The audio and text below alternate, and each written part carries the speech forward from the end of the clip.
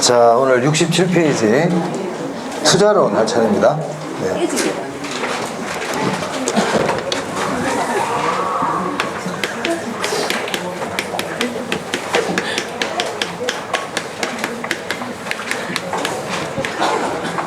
자, 이 투자론은 뭐 한 8문제 평균적으로요.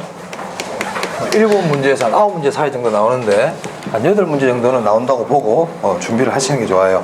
자, 먼저 67페이지 보시면 자, 투자와 투기를 비교한 게 있죠. 첫 번째, 투자와 투기의 비교. 차이점.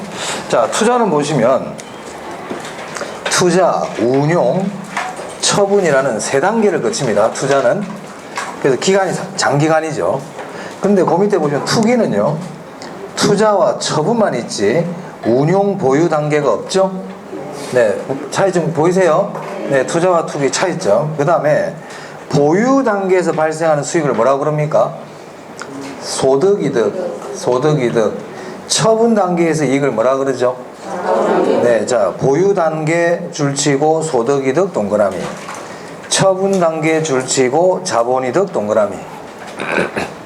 그래서 투자는 소득이득과 자본이득을 다 얻을 수가 있어요. 그죠? 자, 근데 투기 볼까요? 투기는 보유 단계가 없다 그랬잖아요. 그러니까 투기는 소득이득이 없겠지. 그러니까 투기는 자본이득만을 향유한다. 자본이득만을 얻을 수 있다. 이렇게 돼 있네요. 이런 것들 알아두셔야 됩니다. 투자와 투기의 차이점. 자, 그 다음에 그 밑에 부동산 투자의 장단점이 있네요.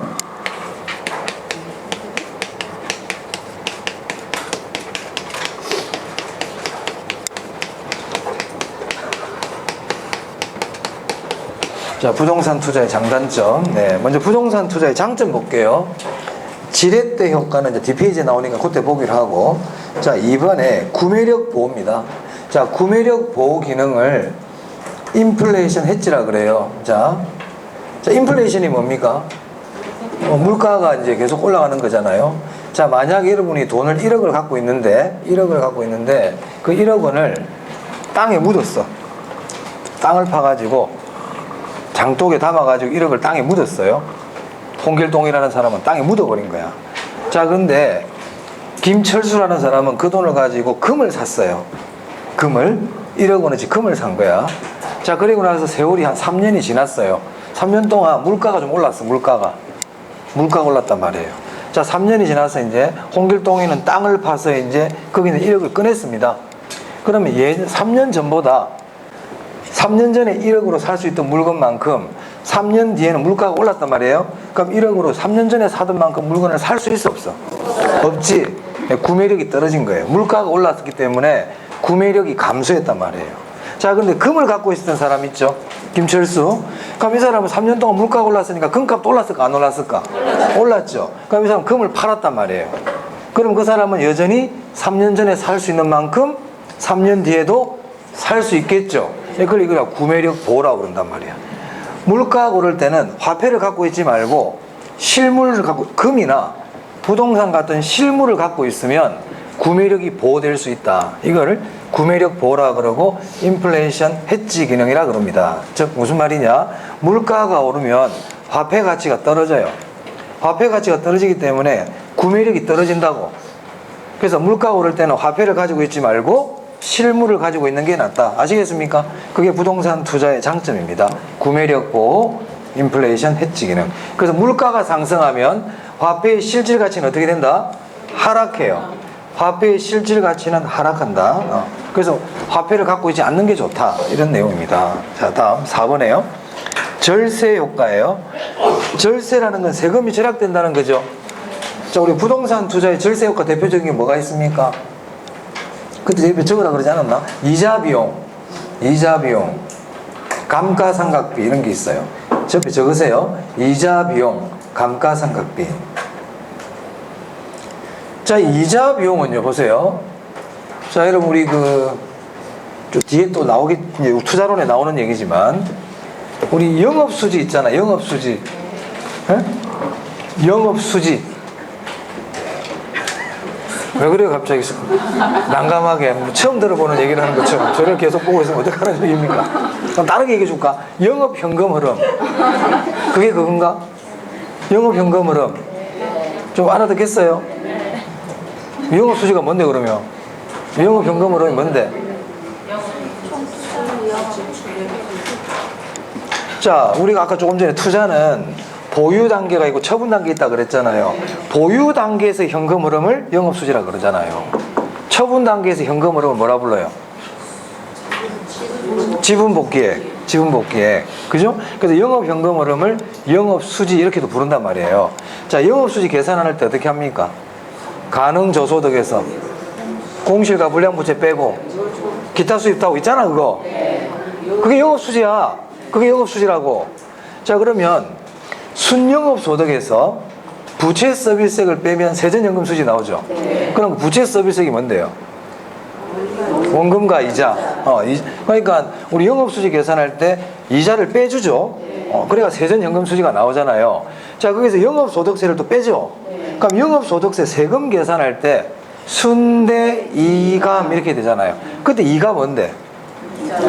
이자 또 빼주네. 세금 계산할 때 이자 또 빼주네요. 맞아? 그럼 보세요. 은행에 대출을 받지 않은 사람하고 은행에 대출을 받은 사람하고 세금이 같다는 거야? 세금이 다르다는 거야? 다르지. 그러니까 은행에 대출을 받아가지고 이자를 내는 사람은 세금을 더 절약할 수가 있잖아요. 맞아요? 그래서 임대사업자가 은행에 대출을 받아서 임대사업하는 사람하고 대출을 받지 않고 임대사업하는 사람하고는 세금 자체가 같다 다르다? 다릅니다. 그럼 대출 받는 게 낫네? 그렇지. 대출 받는 게 낫지. 적절한 부채 규모는 괜찮단 말이에요. 내 돈으로 사업한다 자랑할 게 아니죠. 네. 재무에 대해서 잘 모르는 사람이죠. 자기 돈으로 사업하다가 망하면 가족들 길거리에 나앉아야 되지만 은행 대출 받아가지고 사업하다가 망하면 그만이지 뭐. 어떻게? 은행 돈 많잖아. 내 돈 그죠? 안 그렇습니까? 네, 그렇다. 어찌됐든 이자 비용 자체가 절세 효과가 있어요? 절세 효과가 있다. 자, 그 다음 감가상각비도 마찬가지죠. 부동산은 감가상각이 있지만 주식 투자나 이런 데는 감가상각이라는 게 없어요. 그래서 부동산 투자의 장점, 절세 효과, 이자 비용과 감가상각비. 됐죠? 네. 은행도 그것도 막 땜물한 뜻은 아닙니다. 또 오해하려 또 방송 카메라 찍고 있는데 저 이상한 사람이라고 또 조심스러워. 네. 그런 의미는 아니에요. 적절한 부채 규모는 괜찮다는 거예요. 우리 지렛대 효과도 그런 거 아닙니까? 지렛대 효과도. 네. 하지만 위험은 증가한다. 지렛대 효과. 자, 그 다음 단점 보세요. 황금성이 낮아요. 그리고 1번 중요하죠. 황금성이 낮아. 단점. 자, 그리고 그 밑에 보면 거래 비용 부담이 높아요. 부동산에 투자하면 대표적인 게 중개 수수료와 우리가 부동산 같은 경우는 등기를 해야 될 거 아닙니까? 취등록세가 높잖아요. 네, 그거는 비용 부담이 크다. 이 단점. 넘깁니다. 자, 넘기시면 이제 부동산 투자의 장점 중에 지렛대 효과가 나옵니다. 지렛대 효과.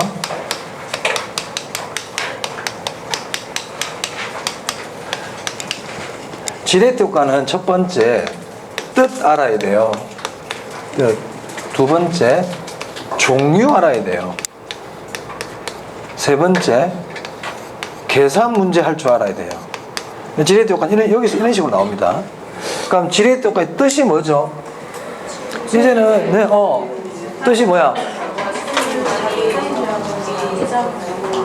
부채를 이용하여. 뭐를 이용하여? 부채를 이용하여 무엇을 변화시키는 겁니까? 그렇죠. 자기 자본 수익률을 변화시키려는 효과를 지렛대 효과라 그래요. 그러니까 부채를 이용한 효과이기 때문에 부채 효과라고도 부릅니다. 우리가 부채를 또 레버리지라고도 그러거든. 그래서 이거를 레버리지 효과 이렇게도 얘기해요.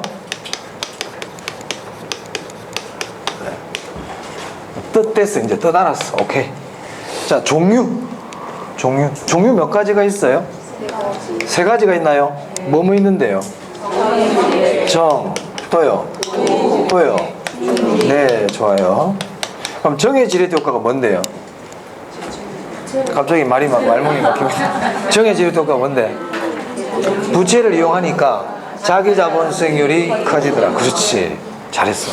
그러면 정의 지렛대 효과도 뜻 알아야 되고 뜻 조금 전에 말씀 잘하셨어요. 부채를 이용했더니 자기 자본 수익률이 커지더라. 우리 요약집이 있어.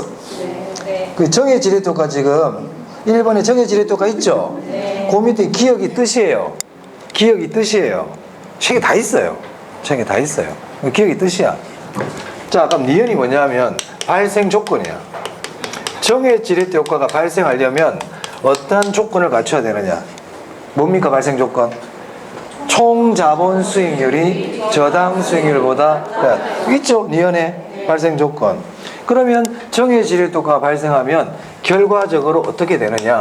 결과적으로 총 자본 자기 자본 수익률이 가장 크고 그 다음에 총 자본 수익률, 저당 수익률 이 순서대로 된다는 거예요. 그 디귿에 있죠? 그래서 그 기억, 니은, 디귿을 꼭 아셔야 돼요. 기억, 니은, 디귿을. 그러면 정의 지렛효과의 기억, 니은, 디귿을 알면 부의 지렛효과는 저절로 알 수 있네요. 그럼 부의 지렛효과는 뜻이 뭘까요?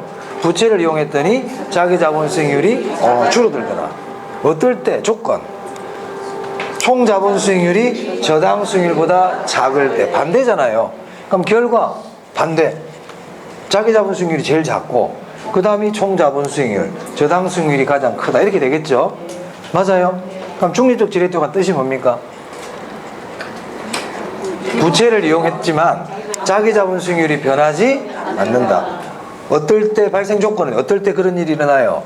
총 자본 수익률하고 저당 수익률이 같을 때. 그럼 만약에 시험에 총 자본 수익률과 저당 수익률이 같다 이런 말이 나오면 중립적 지렛효과겠구나 이렇게 판단을 해야 되겠죠. 맞아요? 그럼 결과는요 다 똑같겠죠. 세 개가. 됐습니까? 그건 아셔야 돼요. 그래서 정과 부와 중립의 이 세 가지를 아셔야 된다. 요거. 자, 그 다음에 이제 계산인데, 계산 문제는 위에 공식 있죠? 공식이 3개 있잖아요. 그 중에서 1번, 첫 번째 공식을 1번이라 그런다면 1번 공식과 3번 공식은 알아두시는 게 좋아요. 2번 공식도 알면 좋겠지만 실제 시험에 잘 안 나오지만 나오면 여러분들이 풀기 어려워. 그러니까 얘는 몰라, 그냥 외우지 마. 알아봤자 시험장 가도 못 써먹어. 그러니까 첫 번째하고 세 번째만 기억해 놓고 요거는 그대로 공식만 기억해 숫자 집어넣으면 되거든. 네. 아시겠죠? 첫 번째, 세 번째는 조금 알아두시는 게 좋다. 왜냐하면 지렛대 효과가 자기 자본 수익률을 구하세요 하는 계산 문제가 출제가 자주 되거든요. 자주 됩니다. 자, 그 다음에 이제 지렛대 효과에서 기타 내용이 있어요. 기타. 이제 그게 뭐냐면 밑에 4번, 5번, 6번 내용이에요. 4번, 5번, 6번 내용. 자, 4번 한번 보겠습니다. 부채 비율이 커지면, 부채 비율이 커진다는 뜻이 무슨 뜻일까요? 부채를 많이 이용한다는 얘기죠. 부채를 더 많이 쓰면, 부채를 더 많이 사용할수록 이런 얘기예요. 부채 비율이 커지면 지렛대 효과가 어떻게 된다? 큰다, 커진다. 질문. 부채를 이용하면 지렛대 효과가 안 커지는 경우도 있나요? 그러니까 부채를 이용하면 지렛대 효과는 일단 무조건 커진다? 맞아요. 부채를 이용하면 지렛대 효과는 커져요. 아시겠어요? 그게 정이냐 부냐의 차이일 뿐이지 지렛대 효과는 발생한다. 대부 비율이 커지면 지렛대 효과 커집니다. 커집니다. 그럼 이때 그에 따른 위험은 또 어떻게 된다? 위험 증가한다. 위험 증가 동그라미. 위험이 감소한다 그러면 안 됩니다. 부채를 많이 사용하는데 위험이 줄 수가 없잖아요. 그죠? 말이 안 되잖아. 그러니까 부채 비율이 커지면 또는 대부 비율이 커지면 지렛대 효과는 커진다. 하지만 그에 따른 위험도 어떻게 된다? 증가한다. 꼭 기억하시고요. 자, 그 다음에 5번요. 자기 자본만으로 투자한다는 게 무슨 말입니까? 부채를 이용하지 않는다는 얘기죠. 그럼 지렛대 효과 당연히 없죠. 그리고 그에 따른 금융 위험도 없겠죠. 맞아요? 네. 자, 6번 보겠습니다. 6번 별표입니다. 일단 제가 읽어볼게요. 부의 지렛대 효과 발생 시 부채 비율을 조정한다고 해도 정의 지렛대 효과로 전환되지 않는다. 일단 맞는 말이겠죠. 맞는 말인데 이게 무슨 의미냐 이 말이에요. 자, 지금 부의 지렛대 효과가 발생하고 있대요. 부의 지렛대 효과가 발생한다는 얘기는 내가 부채를 이용했더니 오히려 자기 자본 수익률이 줄어들고 있다는 얘기잖아요. 그죠? 줄어들고 있다는 얘기잖아. 그래서 이 사람이 내가 부채 왜 지렛대 효과가 부의 지렛대 효과가 발생하지? 그럼 이걸 정으로 바꾸고 싶은 거예요, 이 사람이. 그럼 거기 부채의 비율을 조정한다고 돼 있는데 부채의 비율을 조정한다는 게 무슨 의미일까요? 은행에 가가지고 돈을 갚는 거야. 그럼 부채의 비율이 바뀌겠지. 내가 처음에 건물 살 때 내 돈 4억 하고 은행에서 6억을 빌렸거든. 부채를 이용해봤더니 부의 지렛대가 생기는 거야. 야, 이게 내가 돈을 너무 많이 빌렸는가 보다. 그래가지고 은행가 2억을 갚아버렸어. 그럼 대출이 6억에서 4억으로 줄었죠. 그럼 이제 부가 정으로 바뀌냐 이 말이에요. 안 바뀐다. 안 바뀐다. 부의 지렛대 효과가 발생하는 이유는 총 자본 수익률이 저당 수익률보다 작기 때문에 부의 지렛대 효과가 발생하고 있는 거지, 부채가 많고 적고 때문에 부의 지렛대 효과가 발생하는 건 아니단 말이에요. 그럼 이 사람이 조금 전에 6억을 빌렸는데 2억을 갚아버리죠. 그럼 부의 지렛대 효과가 작아져. 지렛대 효과가 작아질 뿐이지 부가 정으로 바뀌는 거는 아니다 이 말입니다. 아시겠어요? 그럼 부가 정으로 바뀌려면 이자율이 낮아지는 수밖에 없어요. 이자율이 계속 떨어져 가지고 총 자본 수익률보다 작을 때, 아까 정의 지렛대 효과 발생 조건이 있었잖아. 이 조건으로 바뀌어야만 부가 뭐로 바뀐다? 정으로 바뀌는 거지. 은행에 빌린 돈을 내가 갚기만 한다고 그래서 부가 정으로 바뀌는 거 아닙니다. 아닙니다. 그럼 내가 지금 정의 지렛대 효과를 누리고 있잖아. 내가 돈을 6억을 빌리고 있는데 정의 지렛대 효과를 누리고 있어. 그럼 내가 은행가 돈을 더 빌려버렸어. 8억으로. 그럼 어떻게 돼? 부로 1번 부의 지렛대 효과가 발생한다. OX X 정의 지렛대 효과가 더 크게 일어나요. 자기 자본 수익률이 더 늘어나 버리는 거야. 아시겠습니까? 내가 부채를 이용할수록 지렛대 효과가 커진다 그랬잖아요. 그럼 부채를 줄이면 지렛대 효과가 작아지겠지. 그러니까 부채를 늘리면 지렛대 효과가 커지고 부채를 줄이면 지렛대 효과가 작아지는 거야. 부가 정이 되고 정이 부가 되는 건 아니라고. 아시겠어요? 네, 그렇습니다. 그 내용입니다. 자, 그 다음 69페이지 이제 위험이네요. 위험.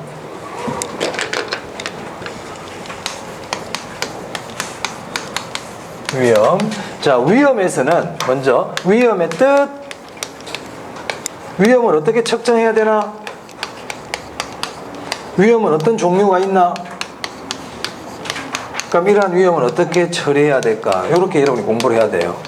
위험의 처리. 자, 위험의 뜻부터 보겠습니다. 위험의 뜻. 네. 거기 보시면 위험이란 예상된 결과와 실제 결과가 달라질 가능성, 이렇게 돼 있죠.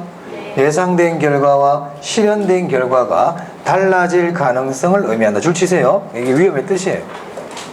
그럼 만약에 예상된 결과와 실제 결과가 달라질 가능성이 크다, 이 말은 위험이 크다 이 뜻이에요. 좀 쉽게 표현하면 내 뜻대로 안 됐다는 거죠.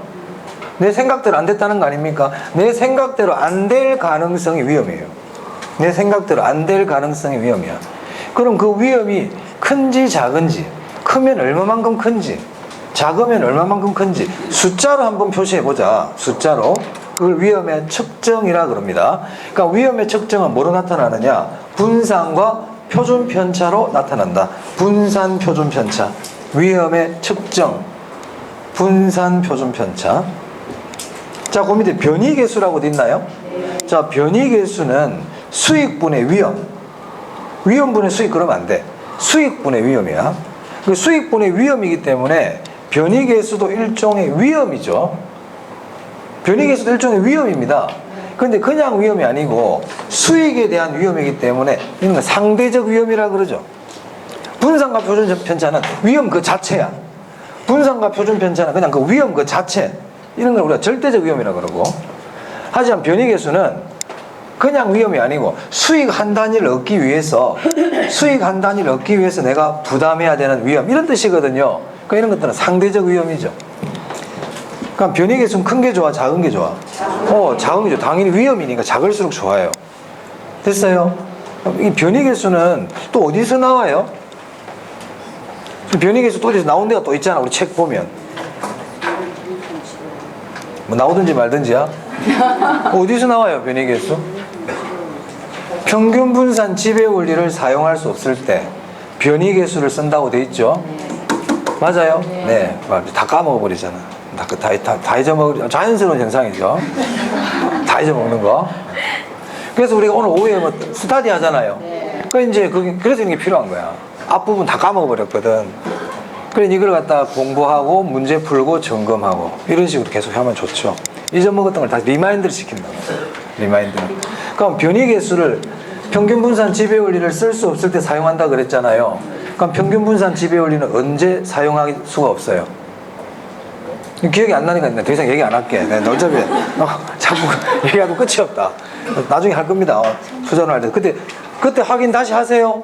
그럼 모르잖아, 봐봐. 평균 분산 지배 원리 언제 쓰지? 못 쓰지? 평균 분산 지배 원리로 우열을 가릴 수 없는 경우 뭐더라? 이게 지금 기억이 안 난단 말이야. 평균 분산 지배 원리로 우열을 가릴 수 없을 때 변이계수 써요. 그럼 평균 분산 지배 원리로 우열을 가릴 수 없는 경우 숙제 쉬는 시간에 찾아봐. 이제 안 가르쳐줘. 본인이 찾아보세요. 본인이 찾아봐야 안 잊어먹어요. 내가 자꾸 가르쳐주니까 잊어먹는다. 자꾸 잊어먹어.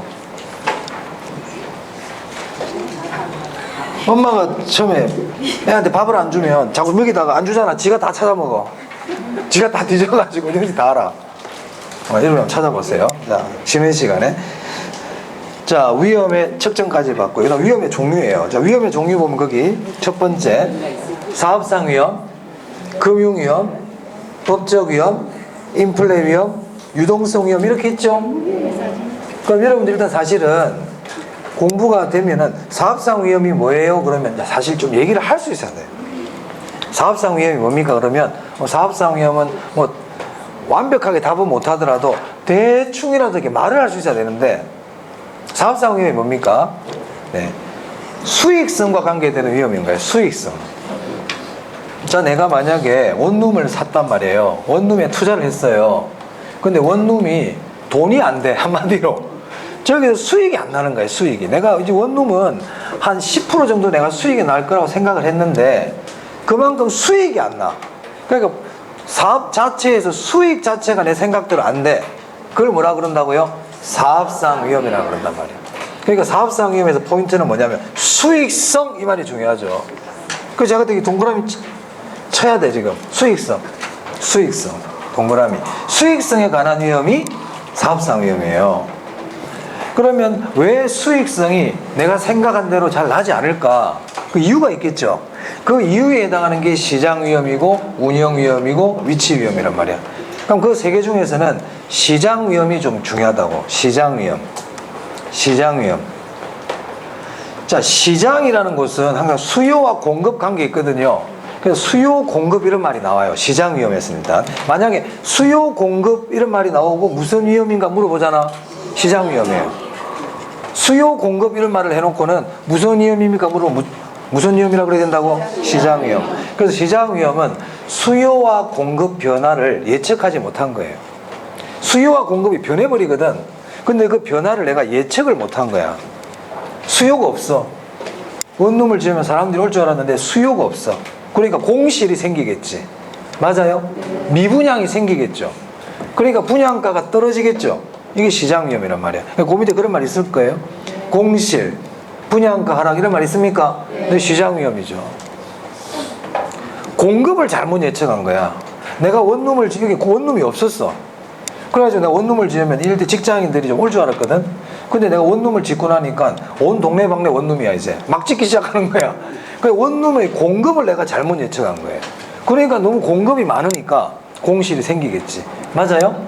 자, 그 시장 위험, 수요 공급, 공실, 미분양, 분양가 하락 이런 말 나오면 시장 위험입니다. 운영과 위치 위험은 모르셔도 된다. 그냥 참고로. 자, 그 다음 금융 위험이 뭡니까? 네, 채무 불이행 위험이죠. 다른 사람의 빌린 돈, 부채를 못 갚을 위험이네요. 네, 뜻만 아시면 되겠어요. 재무 위험이라고도 그래요. 금융 위험, 재무 위험. 자, 그 다음에 위험 보면 이제 법적 위험이네요. 법적 위험을 행정적 위험이라고도 그래요. 그럼 법적 행정적 위험은 뭘까요? 법이나 제도가 바뀌어가지고 법과 제도가 바뀌어서 내가 생각한 대로 안 되더라. 이게 법적 행정적 위험이야. 그럼 대표적인 게 뭐가 있냐면 거기 이자율 변화 제가 줄쳐놨잖아요. 이자율 변화가 중요한 게 아니고 그 앞에 정책으로 인한 요 말, 정책으로 인한 이자율 변화예요. 정책으로 인한 이자율 변화. 법적 위험입니다. 또 하나 옆에 더 적어볼게요. 감가상각 방법의 변경. 감가상각 방법의 변경. 그리고 얼마 전에 정부가 6.17 부동산 대책이라고 내놨잖아요. 그죠? 그럼 그때 그런 대책이 나오면 좀 뭐라 그럴까? 고민하는 사람들이 있겠죠. 만약에 그 전에 그 지역에 부동산을 사놓은 사람들은 그런 규제 정책이 나와버리면 난감할 거 아니에요. 그럴 거 아니야. 내가 막 여기 아파트를 사놨는데 앞으로 여기서 아파트 사고 팔 때 허가받고 팔아래. 그러면 난감해 안 난감해? 그럼 내 생각대로 된 거야? 내 생각대로 안 된 거야? 내 생각대로 안 된 거지. 그게 위험이라고. 그럼 그 무슨 위험이야? 그렇죠. 법적 행정적 위험이란 말이야. 정부가 제도를 바꿔버려가지고 생기는 위험이니까. 무슨 말인지 알겠어요?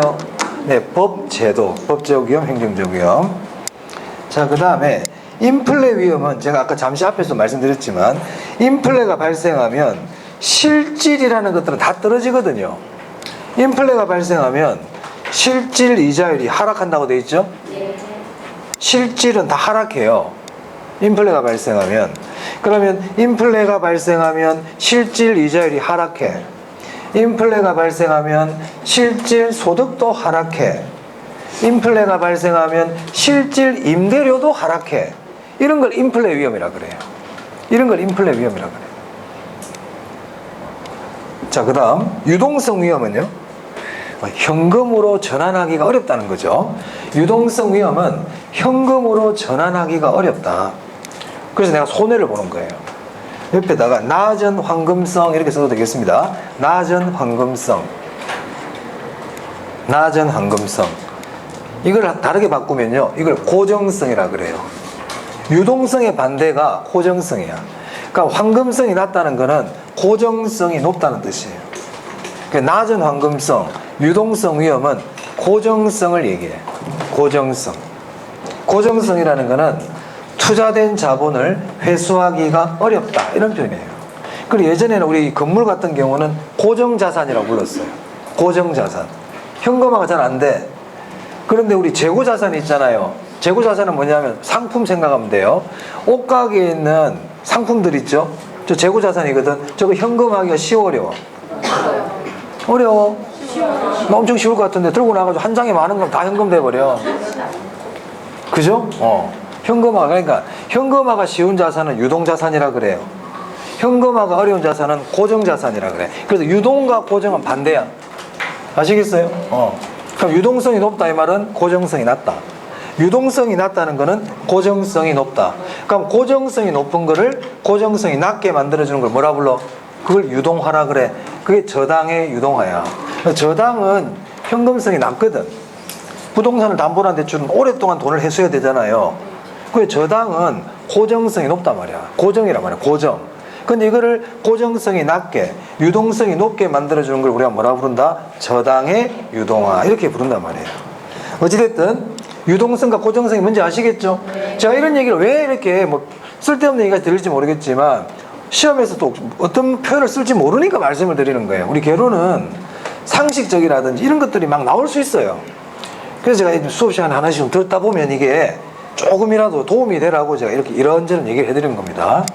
자, 그 다음 위험의 종류까지 했죠? 또 한번 뒤로 한번 넘겨볼게요. 위험의 종류가 뒤에 가면 또 있어요. 네, 어디 있냐면 72페이지입니다. 72페이지. 자, 거기 보면요, 체계적 위험과 비체계적 위험 있죠? 네, 이거 중요하잖아요. 그럼 체계적 위험은 뭡니까? 피할 수 없는 위험. 중요하다.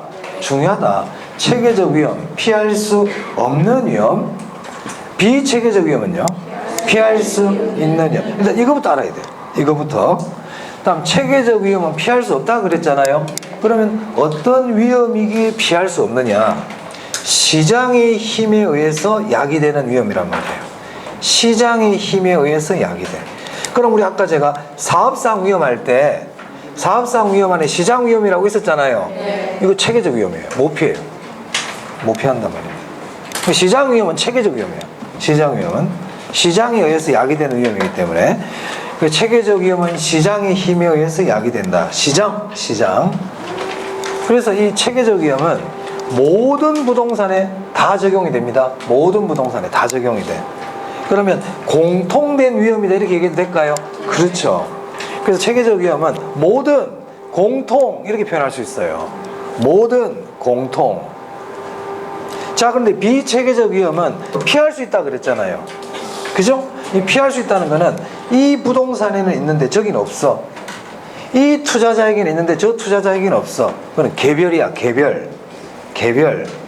비체계적 위험은 개별.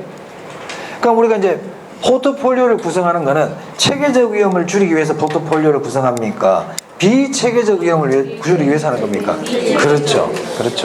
그래서 우리가 포트폴리오의 제거 대상인 위험은, 포트폴리오를 통해서 제거 대상인 위험은 비체계적 위험이죠. 체계적 위험은 제거할 수 없다는 거예요. 피할 수 없으니까. 자, 다시 앞으로 옵니다, 이제.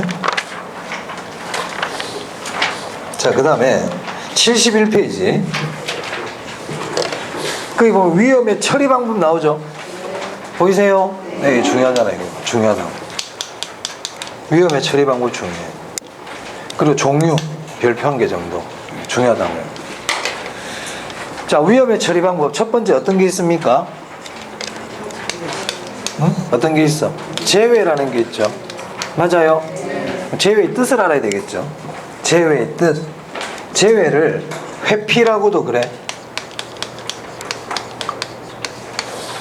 그럼 제외의 뜻이 뭐예요? 회피? 그럼 회피의 뜻은 뭔데? 피해? 뭘 피하려고? 위험을 피해. 그래, 위험 피해. 그래, 다 피하는 거야. 지금 쓰는 거 다 피하는 거야. 그래, 어떻게 피하냐고? 그래, 안전한 자산에만 투자하겠다. 위험한 자산은 투자하지 않겠다. 이렇게 얘기를 해야지. 그게 제외라고요. 위험한 자산은 제외시키겠다. 아시겠어요? 그 위험한 자산은 제외시키겠다는 결국 말을 바꾸면 안전한 자산에만 투자하겠다 이 얘기잖아. 그 안전한 자산은 대표적인 뭔데? 정기예금, 국공채 여기에만 투자하겠다는 거예요. 그럼 질문? 그럼 안전자산은 무위험자산이라고 할 수 있어? 네. 그래. 그럼 무위험자산에 투자해가지고 얻는 수익률을 뭐라고 불러요? 무위험률. 그러면 위험의 제외는 무위험률만을 얻을 수 있다. 맞아? 그래요. 그러니까 그렇게 다 표현할 수 있단 말이야. 시험에서 위험의 제외란 안전한 자산에만 투자하는 것을 의미한다. 맞아요? 무위험 자산에만 투자하는 것을 의미한다. 맞아? 무위험률만을 얻을 수 있다. 그래요. 그렇게 다 표현할 수 있어요. 시험에서. 어떻게 표현할지는 모르겠어. 출제자 마음이란 말이야. 그 중에 하나를 물어본단 말이야. 이렇게. 그럼 우리가 투자라는 거는 위험을 내가 어느 정도 감수하고 거기에 따른 수익을 추구하는 게 투자거든. 그런데 이 제외는 위험을 내가 전혀 감수하지 않겠다는 얘기잖아요. 맞습니까? 진정한 의미의 투자라고 할 수 없다는 거예요. 위험을 내가 감수 안 하겠다는 거는 그건 투자가 아니지. 은행에 저금하는데 무슨 투자야 이게. 맞아요? 진정한 의미의 투자가 아니다. 자, 그 다음에 그 밑에 보수적 처리 방법이라고 나오네요.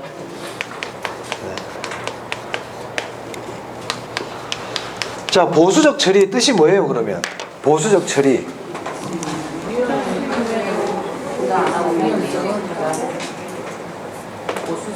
내가 원하는 답은 아무도 안 해주네. 응? 투자 수익을 어떻게? 뭐? 투자 수익을 낮게? 높게? 낮게? 뭐 어떻게 하라고? 낮게? 예측하라고. 보수적 처리라는 거는 수익은 낮게 예측하라고. 예측이 중요하다. 수익은 낮게 예측하는 거야. 수익은 낮게 예측하라고. 수익은 낮게 예측하는 거야. 자, 여러분들 이제 투자를 하잖아요. 투자를 할 때 이 정도 수익은 날 거야 하고 예상해 안 해? 하지. 근데 그 예상을 너무 높게 하지 말라고요. 무슨 말 알겠습니까? 그 정도 수익이 안 날 거야 이렇게 생각하고 투자하라고. 무슨 말 알겠어? 그게 보수적 처리예요. 수익은 낮게 예측해라. 하지만 위험이나 비용은 어떻게 예측해라? 높게 예측하라는 거예요. 그게 보수적 처리야. 그래서 이걸 다르게 표현하면 예측이라는 말이 들어가기 때문에 기대 수익률이라 그런 거야. 기대 수익률을 하향 조정해라. 예측이기 때문에. 기대 수익률이 무슨 수익률이에요? 그게 예상 수익률 아닙니까? 그러니까 보수적 처리라는 거는 수익을 낮게 예측해라. 그 말은 똑같은 말이 기대 수익률을 하향 조정해라 이 얘기잖아요. 예측이니까 기대지. 오케이? 요구 수익률을 하향 조정해라. 이건 보수적 처리가 아니라고. 그래서 자꾸 얘기하는 거야. 요구 수익률을 하향 조정하는 것은 보수적 예측에 해당한다. 맞아, 틀려? 틀렸단 말이야. 그건 보수적 처리가 아니야. 보수적 처리는 기대 수익률을 낮추는 거예요. 기대를 낮추는 거야. 아시겠습니까? 이런 게 틀립니다. 시험에 그렇게 내면 시험장 갈 때 수익률을 하향 조정한다고 기억하고 가거든. 수익은 낮춰야 된다 이렇게 생각하니까 근데 갑자기 요구 수익률을 낮추는 게 보수적이다 그러면 맞네 이래버린단 말이에요. 기대 수익률을 낮추는 거예요. 보수적 처리. 자, 그 다음에 위험 조정 할인율 사용 나오죠. 이 위험 조정 할인율이 요구 수익률이에요. 요구 수익률. 그럼 위험을 처리하려고 그러면 위험이 큰 투자일수록 할인율을 높은 걸 써야 된다, 낮은 걸 써야 된다. 높은 걸 쓰라 이 말이야. 높은 할인율. 그래서 위험한 투자일수록 높은 할인율을 적용해라. 이게 중요하단 말이에요. 높은 할인율. 위험한 투자일수록 높은 할인율. 그럼 이걸 반대로 얘기하면 위험이 낮은 투자는 낮은 할인율을 써야 되겠지. 그리고 위험이 높아지면 그 할인율을 높은 걸 써가지고 위험을 처리해라. 할인율을 높은 할인율을 쓰잖아요. 그럼 투자 가치가 커져요, 작아져요? 작아지지. 투자 가치를 작게 봐버리는 거야. 그러니까 내가 좀 더 위험을 대비할 수가 있죠. 옆에 적으세요. 위험 조정 할인율이 요구 수익률이라 그랬잖아요. 그래서 요구 수익률은 상향 조정해야 돼. 요구 수익률은 상향 조정해야. 그래서 위험에 처리해서 기대 수익률은 하향 조정하고 요구 수익률은 상향 조정해야 되는 거예요. 기억을 해야 됩니다. 사실 이런 것들은 자꾸 잊어먹지 말고 기억을 해야 돼요. 기대 수익률을 상향 조정한다든지 요구 수익률을 하향 조정하여 위험을 처리한다. 그럼 X야. X. 네. 이런 질문 나오면 어려워. 자, 그 다음 위험의 전가예요. 위험의 전가는 제3자에게 위험을 떠넘기는 거죠. 위험의 전가는 종류 알아야 돼. 위험의 전가에는 어떤 것들이 있는지. 자, 거기 보면 물가 상승률만큼 임대료를 올리겠다. 위험의 전가고 그 다음에 대표적인 게 보험이에요. 보험. 화재 보험, 보험. 이 두 개는 특히 잘 나오고요.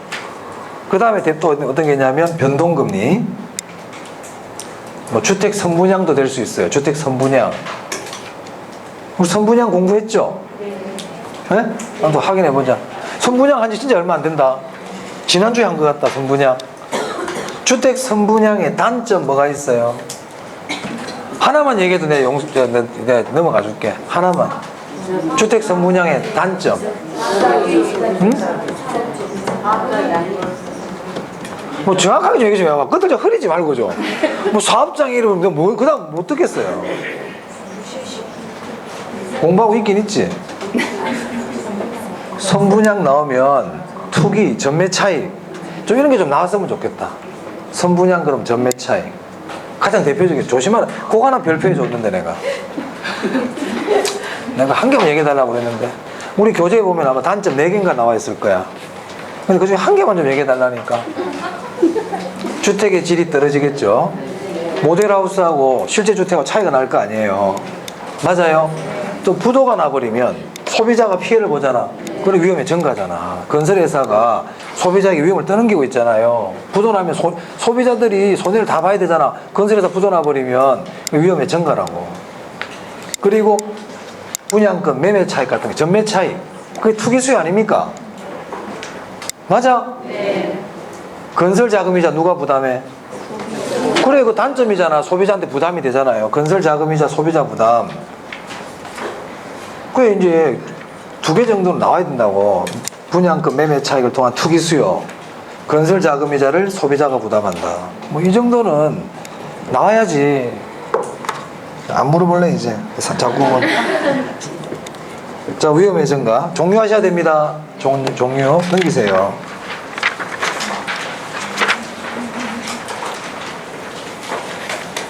그래서 제가 왜 우리 그 수험생 공부는 지금 하고는 있는 것 같은데 안 할 일 없지.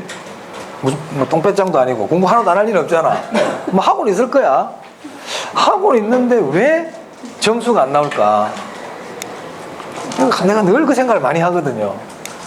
뭐 공부를 뭐 생각 많이는 안 하겠지. 첫째. 근데 자, 우리 수업 시간에 이제 설명을 듣잖아요. 예?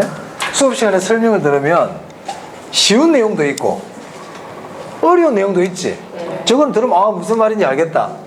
근데 어떤 건 들으면 야 좀 무슨 말이, 우리 개론은 없잖아. 내가 워낙 잘 설명을 잘 해주니까. 그런 경우 있잖아요. 그죠? 저는 무슨 말인지 모르겠는 거야. 그럼 집에 가가지고 복습할 때 수업 시간에 이해가 잘 됐던 거를 많이 봐요.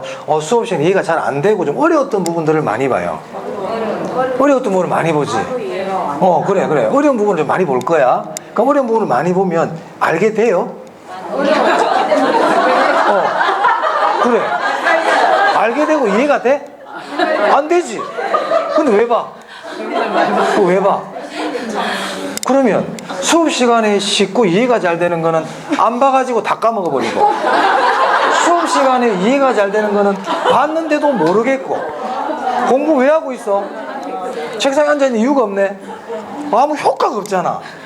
얻는 게 없잖아 지금. 그럼 어떻게 해야 돼? 수업 시간에 듣고 이해가 되고 쉬운데 시험에 잘 나온대. 그럼 걔를 많이 봐야 되는 거야. 근데 그걸 안 봐. 왜? 이해가 된 거를 안다고 착각해. 이해가 된 거를 안다고 착각하거든. 그거는 시험장에서 답을 쓰는 아는 게 아니야. 그냥 모르잖아. 선분양이 뭐야 물어봤더니 선분양 뜻은 다 알잖아. 근데 단점 뭐야 그랬더니 몰라. 그냥 듣고 끝내버렸다는 얘기거든. 이게 듣고 끝내버린 거야.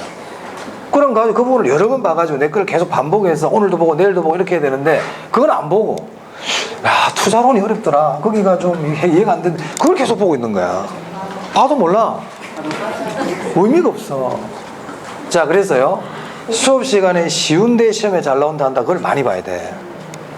시험에는 잘 나온다고 하는데 좀 어렵더라, 그거는 이게 다 되고 난 다음에 봐야 돼.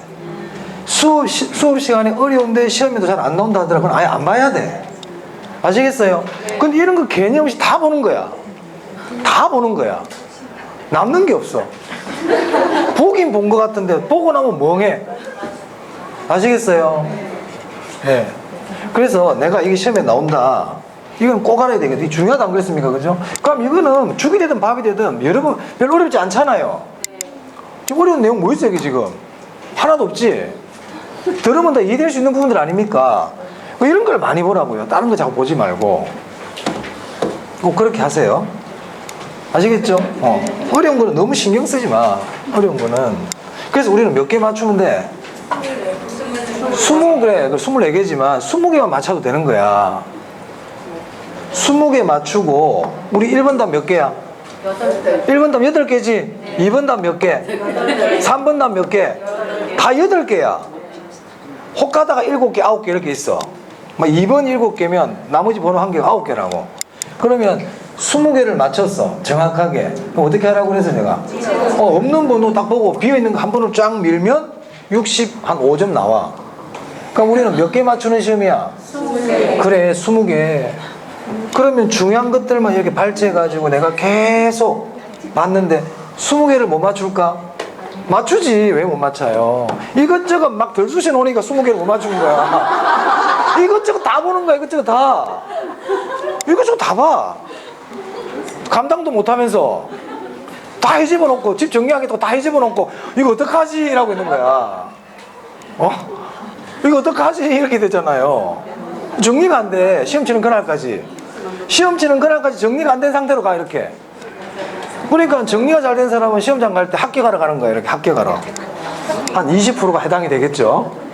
나머지 한 30, 40%는 운이 좋으면 붙을 것 같고 시험이 좀 쉽게 나오면 붙을 것 같고 계산 문제가 좀 적게 나오면 붙을 것 같고 이런 기대감 속에 가는 사람들이 한 30-40%. 나머지 50%는 그냥 시험장 보러 가는 거야. 이렇게 어떻게 생겼지? 우리는 어떤 사람이 돼야 돼요? 그래 1번 전자 경우 해당될 거 아닙니까? 맞아요? 그럼 그 사람들이 여러분들보다 뭐 특출나서 그래? 그 사람이 뭐 IQ가 300, 400이야? 똑같아 여러분하고. 다를 거 없다니까. 단지 공부를 좀 더 전략적으로 잘한 분들, 시험에 잘하는 부분들을 집중적으로 많이 본 사람들, 이런 분들이란 말이에요.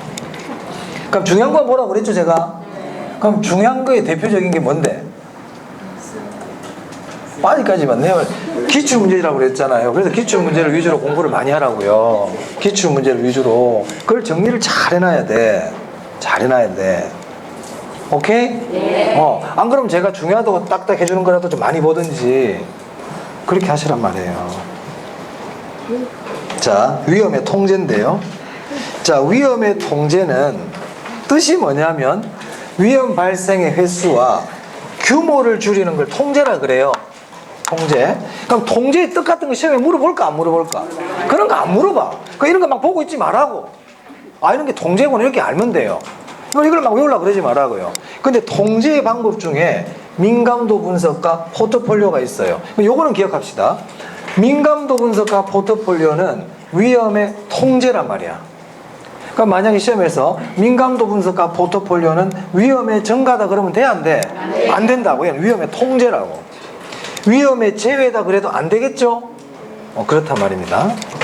자, 그 다음 민감도 분석의 별표 한 개 놨는데, 자, 민감도 분석은 감응도 분석이라고도 그래요.